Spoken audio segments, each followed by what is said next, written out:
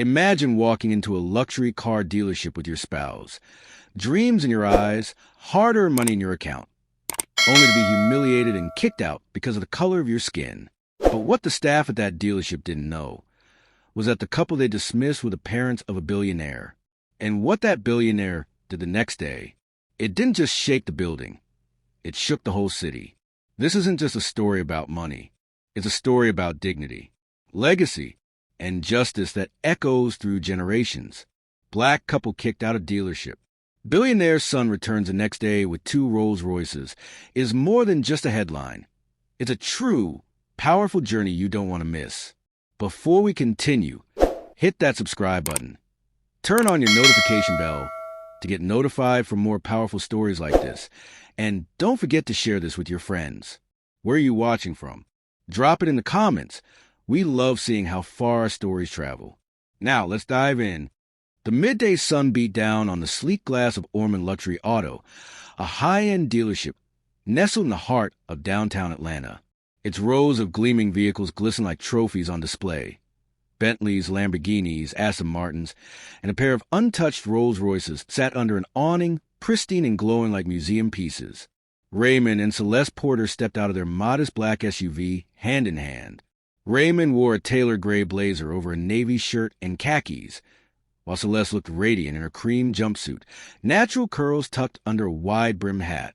They were celebrating their 30th wedding anniversary and had come to look at a car Celeste had always dreamed of, a 2-tone silver and midnight blue Rolls-Royce Ghost. Their son, Emmanuel, had insisted on buying them something special this year, and though they hesitated, always humble and never ones to flaunt wealth, they agreed to at least go look. Emmanuel, currently abroad on business, had transferred the full amount into Raymond's account and sent the dealership the heads-up via email. All they had to do was choose the one they liked. As soon as the couple stepped through the dealership doors, a cold draft of air conditioning greeted them, along with silence. 2 salesmen at the front desk glanced up, exchanged a look, and resumed scrolling on their tablets. Celeste and Raymond approached the nearest Rolls-Royce, the one she'd fallen in love with online. "I think that's it," Celeste whispered. "The one with the navy interior." Raymond nodded. "Let's ask for someone to show it to us." He cleared his throat and walked to the front desk. "Excuse me, we'd like to look at the Rolls-Royce Ghost out front." One of the salesmen, a balding white man in a pinstripe suit, didn't look up. "Do you have an appointment?" Raymond shook his head. "We emailed ahead yesterday. Our son, Emmanuel Porter." "No, I mean you. Did you two make an appointment?" He eyed them now, one brow arched. Celeste stepped forward, sensing the shift in tone. "We just wanted to." "I'm going to stop you right there, ma'am," the man said, standing up now. "We don't do walk-ins for vehicles of that price range. You'll have to come back, maybe with a business card next time." Raymond frowned. "We've already secured the funds." "Look," the other salesman interrupted, now joining in, "this isn't a photo op. You can't just touch the cars for fun. You can go to the BMW lot on the other side of town. They'll probably have something more affordable." There was a sharp silence. Celeste's heart pounded in her chest, and her jaw clenched. She felt the sting of humiliation rising, but Raymond's grip on her hand steadied her. "We've done nothing to warrant this treatment," Raymond said, voice steady but sharp. "You're making assumptions." The pinstripe man stepped forward, looking around to make sure no one else was watching. "Sir, I'm going to have to ask you both to leave. We don't want trouble here." "Trouble?" Celeste repeated. "You think we're trouble?" "I'm not going to argue," the man snapped. "Leave, or I call security." Raymond swallowed the lump of rage forming in his throat. He looked at Celeste, her eyes filled with hurt, her posture suddenly small. Without another word, they turned and walked out, the glass doors closing behind them with a hiss. Outside, Celeste inhaled deeply, blinking back tears. "Why do we still have to go through this in 2025? She whispered. "Why?" Raymond shook his head, jaw clenched. "We don't deserve this. Emmanuel needs to know." That night, in a video call lit by soft golden lamps, Emmanuel's expression hardened as his parents recounted the story. "I don't care if I'm in Dubai. I'm flying back tonight," Emmanuel said. "I'm handling this." "Son, Don't make a fight, Raymond cautioned. Emmanuel shook his head. No, Dad, it's not a fight. It's a statement. Emmanuel Porter was not just wealthy. He was influential. At only 32, he had built a tech company from scratch that recently sold its AI engine to a global conglomerate for 9 figures. He was quiet, sharp-minded, and had learned everything he knew about dignity and resilience from watching his parents navigate life with grace and backbone. By sunrise, Emmanuel landed at Hartsfield-Jackson Airport and stepped into a matte black Cadillac Escalade that whisked him straight to Orman Luxury Auto. Inside the dealership, the same 2 salesmen were now sipping coffee and chatting with a sharply dressed couple. Emmanuel stepped through the glass doors, a bodyguard trailing him quietly. Every eye turned. His custom navy blue 3-piece suit and diamond cufflinks caught the morning light, but it was his presence, still calm, calculated, that turned the room silent. "Good morning," he said, voice calm and controlled. "I believe you received an email from me 2 days ago about the Rolls-Royces?" The balding salesman blinked. Yes, I think we did." "Ah, yes," the other chimed in. "Porter, was it?" "Yes," Emmanuel said, pulling off his sunglasses. "Emmanuel Porter, and I'm here to make a purchase." He gestured outside, and through the tinted glass, 2 armored transport trucks pulled in, unloading 2 new Rolls-Royce Phantoms, both custom builds. One all black with a burgundy leather interior, the other a pearl-white beauty with navy seats. The dealership staff rushed to the window. The customers stared. Emmanuel calmly stepped aside as the vehicles were guided onto the lot. "Funny," he said casually, turning back to the salesman. "My parents were here yesterday to pick one out. You kicked them out." The room fell still. "I'll take both of these," Emmanuel said, voice clipped. "But neither of them will ever carry your logo." He turned to a young black woman in a pantsuit who had accompanied him. "Vanessa here will manage the transaction. I've already arranged for a mobile detail crew and license registration. Also," he faced a now pale-faced salesman, "you're going to give a public apology. Not just to them," he pointed at the entrance, "but to every customer who's ever walked in here and been judged for the color of their skin." Before either man could respond, he added coldly, "or I'll buy this dealership by lunch and start firing people." And with that, he walked out, not bothering to look back. The viral video exploded across social media like wildfire. A bystander in the dealership, stunned by the confrontation, had recorded Emmanuel's calm takedown, including the delivery of the 2 custom Rolls-Royces and his final threat. It was just a 1-minute clip, but by noon it was everywhere. Twitter, TikTok, news sites, even breakfast television. Hashtags like #PorterPower, #racism in luxury, and #respectyourElders trended worldwide. But for Emmanuel, none of it mattered more than his parents' dignity. By that same afternoon, Orman Luxury Auto had posted a shaky, clearly coached apology video, featuring the 2 salesmen awkwardly reading statements off a teleprompter. It was stiff, hollow. Emmanuel wasn't moved. Neither was the internet. "I don't want likes," Emmanuel told a CNN reporter who'd managed to snag a live interview. "I want accountability. I want that every working-class black couple who walks into any space in this country gets treated like a paying customer, not a security threat." His words echoed far and wide. Back at the Porter's family home in Cascade Heights, Raymond and Celeste tried to process the uproar. They sat on the living room couch, stunned as national news anchors discussed their story like it was a movie plot. Celeste held her husband's hand. "I just wanted to look at a car," she said softly. "Now it's this?" Raymond smiled faintly. "This needed to happen. Sweetheart, this was never just about the car." Meanwhile, Emmanuel was already thinking long-term. He wasn't interested in performative justice. He wanted transformation. That week, he bought a building downtown and started assembling a team, designers, architects, business consultants, and automotive specialists, many of whom came from underrepresented backgrounds. Within 30 days, he launched a new venture, Heritage Auto Gallery, a black-owned luxury dealership experience unlike anything the city or the industry had ever seen. Every corner of the space would tell a story. Photos of pioneering black race car drivers, inventors, engineers, and unsung heroes lined the hallways. Local artists were commissioned to paint murals that honored not just history, but legacy. Emmanuel even included a lounge that doubled as a mentorship hub for high school students interested in STEM careers, named after his father, Raymond's Room. "I'm not just selling cars," Emmanuel said during the launch. "I'm selling dignity." As grand as the vision was, it didn't come without enemies.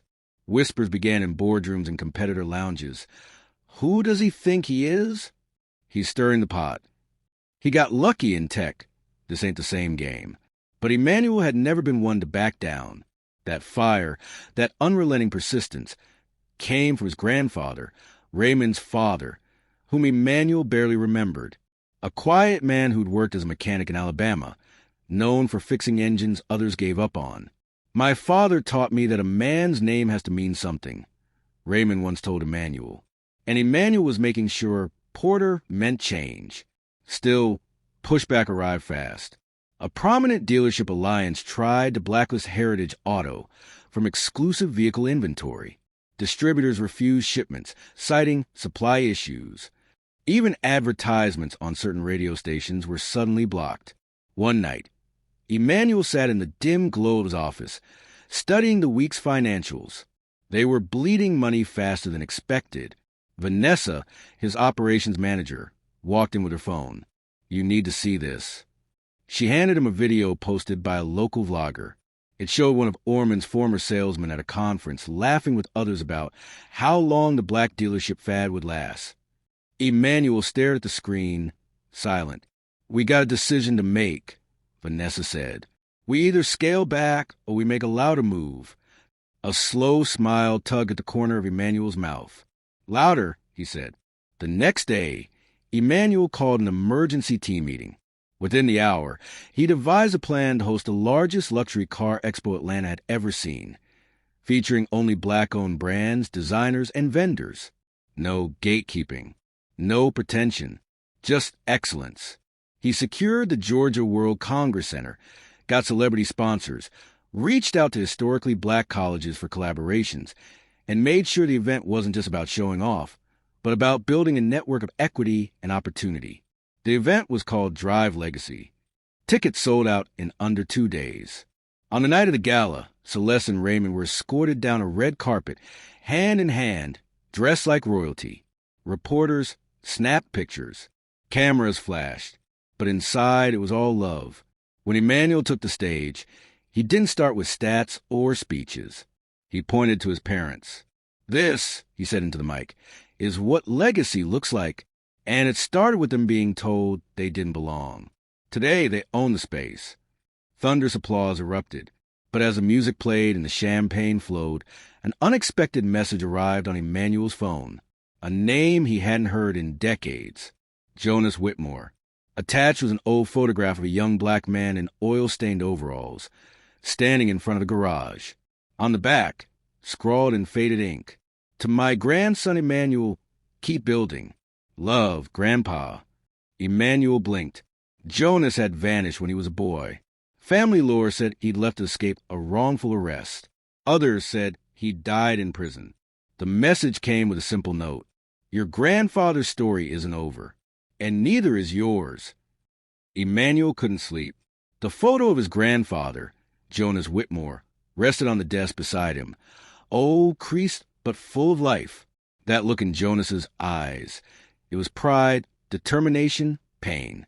The message had come from an untraceable number. No return address. No clue. But something deep in Emmanuel's gut told him this was more than coincidence. Someone wanted him to find the rest of the story. The next morning, he drove out to Raymond's house and placed the photograph in front of his father. Raymond stared for a long while, fingers trembling as he touched the image. "I haven't seen this in 40 years, he whispered. "Where did you get this?" "Someone sent it." Emmanuel said, "No name, just this." Raymond leaned back slowly. "You were only 4 when he disappeared. It was like he vanished off the face of the earth. Do you think he's still alive?" Emmanuel asked. Raymond didn't respond at first. "I don't know, but he was a good man." Wrongfully accused of stealing a transmission from his shop. Cops dragged him out. No trial. No nothing. That broke our family. Your grandma died 2 years later from stress. Emmanuel sat forward. Then I need to know what happened. I need to finish his story. It took weeks of digging. Private investigators, legal archivists, and even some contacts from his tech days. Finally, they found something, a paper trail leading to a small town called Edgewater, Alabama.